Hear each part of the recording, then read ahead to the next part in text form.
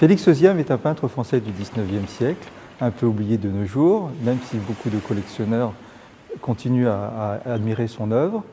Alors pourquoi cette exposition à Istanbul?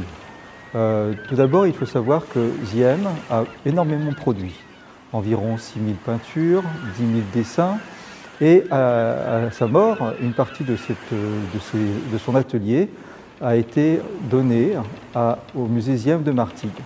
Et c'est donc le musée Hozième de Martigues, petite ville française du sud de la France qui se trouve à côté de Marseille, qui a prêté donc la plupart des œuvres de cette exposition, donc qui se déroule au musée de Pérat jusqu'au 29 janvier prochain.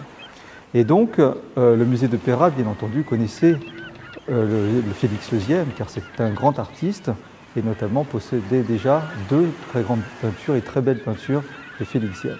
Alors qui est Hozième? Hozième, c'est un artiste donc, du XIXe siècle qui commence sa carrière à l'époque du romantisme de Lacroix, donc dans les années 1820, qui finit sa carrière en 1911 à Montmartre, à côté d'un jeune peintre qui est Picasso.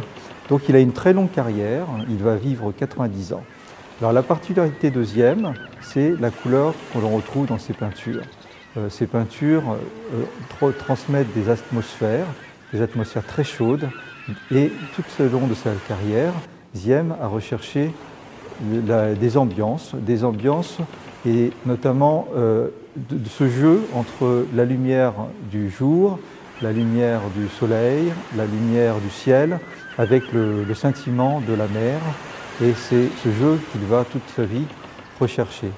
Alors trois villes en particulier vont intéresser Félix Hozième, à commencer par Marseille tout d'abord. Marseille qui est la ville qu'il va découvrir à l'âge de 18 ans, où très vite il va se faire un succès, il va avoir le succès, et ce qui va l'entraîner à aller s'installer à Nice, car c'est là où se trouve la clientèle anglaise et russe. Il va d'autre part peindre Venise, qui va le découvrir très rapidement, et puis toute sa vie va l'imprégner. Et enfin Istanbul, la troisième ville d'eau, qu'il va découvrir un peu plus tard, à 35 ans. Donc Hozième va arriver à 35 ans donc, à Istanbul, à un moment clé de sa carrière, où déjà il connaît le succès.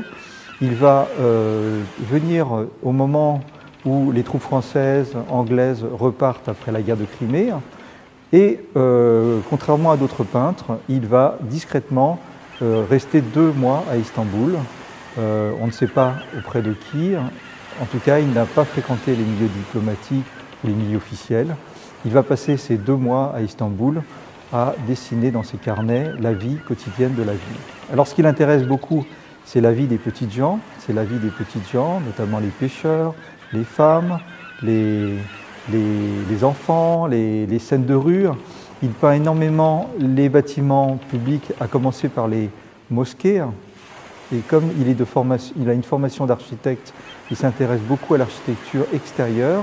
Et la plupart de ses dessins nous montrent d'ailleurs des vues, par exemple, de la Souleymaniye depuis la Corne d'Or, ou bien de la Sultane Ahmet, donc la mosquée bleue, depuis la pointe du Sérail. Il ne cherche pas à s'approcher des mosquées, ce qu'il recherche, c'est des ambiances. Et donc, à partir de ces croquis, qu'il va faire en grande quantité, on ne sait pas exactement combien de dessins il va produire à Istanbul, il va rentrer en France et recomposer dans son atelier ces atmosphères. Et donc, c'est à partir de là qu'il recrée dans son atelier aussi bien des vues de Venise que des vues d'Istanbul, et donc avec cette recherche de lumière. Et alors, ce qu'on reproche à Hozième, souvent, c'est d'être très, très répétitif. C'est-à-dire qu'on voit des scènes, d'ailleurs, entre Istanbul et Venise.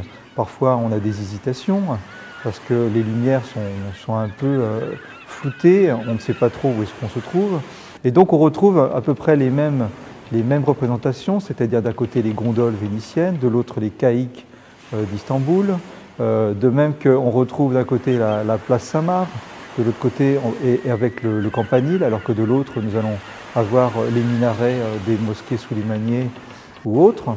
Et donc c'est cette atmosphère en tout cas qu'il recherche, ce n'est pas donc des lieux véridiques, ce sont des atmosphères, et c'est ce qui fait que souvent on le compare à d'autres artistes qui ont recherché cette lumière.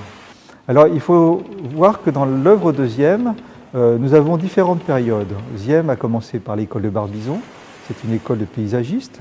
Après ça, il s'intéresse à la lumière à travers les orientalistes, d'où cette peinture, cette peinture que l'on retrouve notamment dans ses vues d'Istanbul. Et il a une peinture que certains considèrent comme pré-impressionniste, notamment par ses jeux de palettes et de lumière qu'il transpose sur la toile.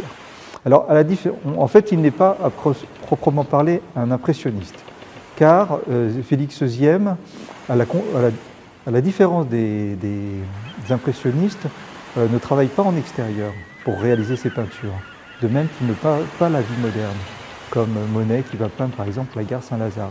Il peint uniquement dans son atelier, il recompose, et c'est à ce titre donc qu'il n'est pas considéré comme un des maîtres de l'impressionnisme. En revanche,